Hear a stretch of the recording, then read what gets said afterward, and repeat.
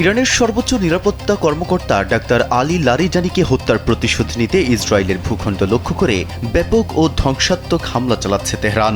Tel Aviv সহ ইসরায়েলের বেশ কয়েকটি গুরুত্বপূর্ণ শহরের সামরিক ও সরকারি স্থাপনায় বিপ্লবী গার্ড বাহিনী আইআরজিসি, খোররাম শাহ ৪, কদর, এমাদ ও খেইবার শোকান ক্ষেপণাস্ত্রের মাধ্যমে রীতিমতো তাণ্ডব চালিয়েছে, যার ফলে বেন গুরিয়ন আন্তর্জাতিক বিমানবন্দরে রাখা অন্তত ৩টি ইসরায়েলি যুদ্ধ বিমান ও বেসামরিক বিমান মারাত্মকভাবে ক্ষতিগ্রস্ত হয়েছে। গরমে আরাম নিয়ে হবে না হাহুতাশ, ঘুরলে পরে ওয়ালটন ফ্যান বাতাস আর বাতাস।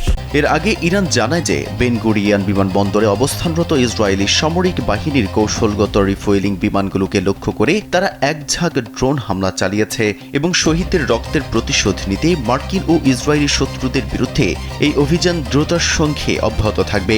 গত ২৮ ফেব্রুয়ারি আয়াতুল্লাহ আলী খামেনি সহ শীর্ষ সামরিক কমান্ডারদের হত্যার মাধ্যমে শুরু হওয়া এই যুদ্ধের জবাবে ইরানের সশস্ত্র বাহিনীও এখন ইসরায়েল ও আঞ্চলিক মার্কিন ঘাঁটিগুলোতে ক্ষেপণাস্ত্র ও ড্রোনের ঢেউ আছড়ে ফেলে পাল্টা প্রতিশোধমূলক অপারেশন পরিচালনা করছে।